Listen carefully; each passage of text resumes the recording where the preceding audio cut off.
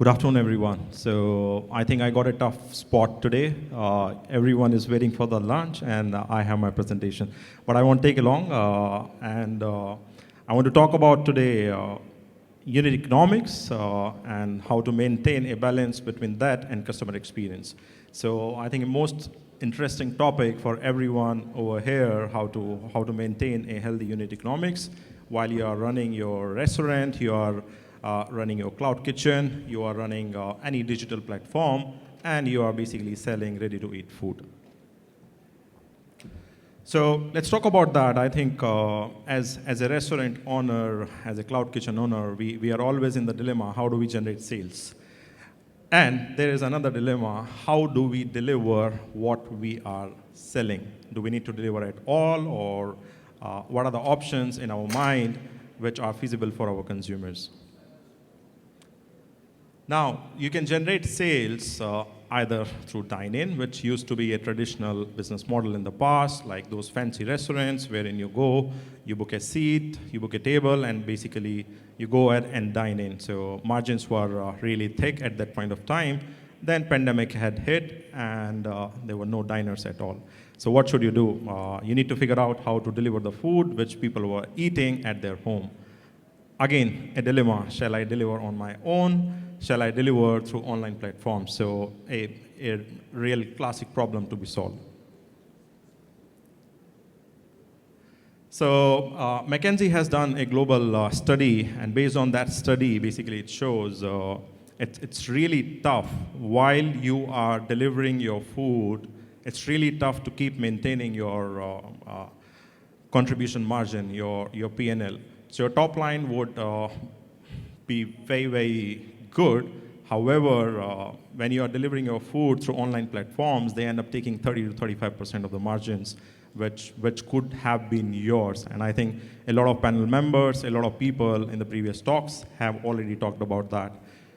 Let's talk about whether even the online platforms are able to make some money out of that or not. So even for the online platforms, you talk about the big fours that we have in the market, even their profit margins are not that thick yet. It's a game of scale.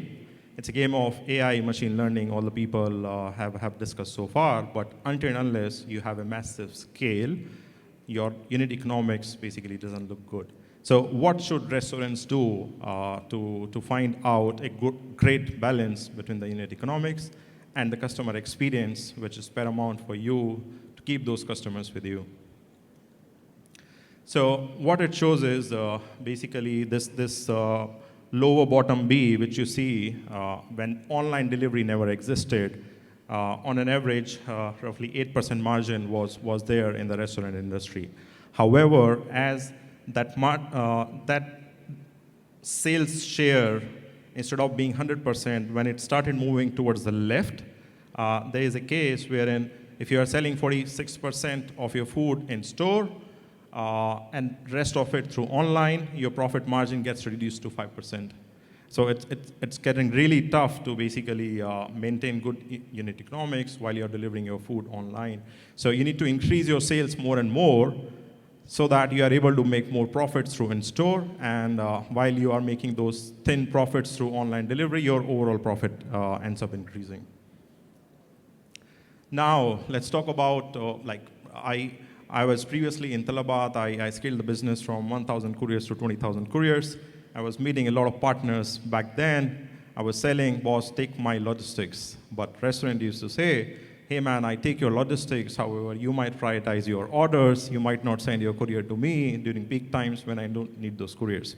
That's a great dilemma in the mind of a restaurant owner or someone who basically wants to deliver food. So what should we do around that? Shall we have our logistics in-house? Shall we outsource it to an online platform the way we have in the market here?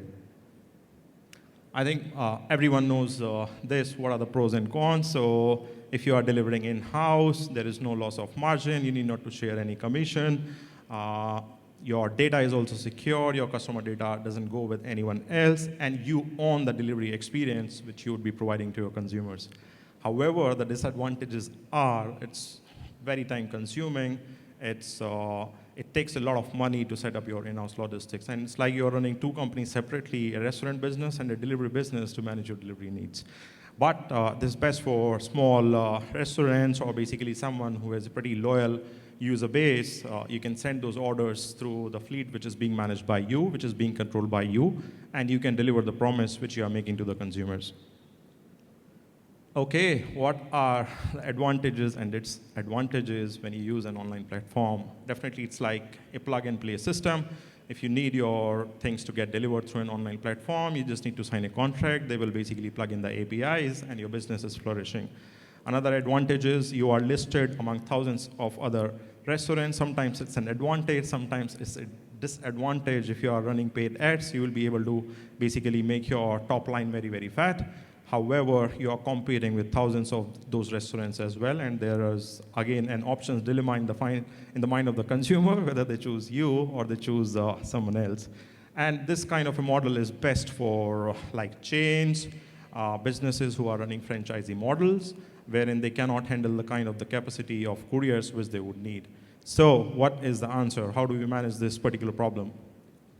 I think it needs to be the best of the both worlds. So you can have your own fleet. However, because there are peaks in ready-to-eat food business, you can always have your own fleet. However, when you're short of rider capacity, you can always plug and play, and you can use the capacity of the online platforms, and you can get those orders delivered through those platforms. That always basically helps you increasing your top line. Again, you don't end up disappointing the customers who want to eat the food, the delicious food which you are preparing. Thank you, guys. Thanks for your time today, and I hope the information was a little bit useful for you. Thank you.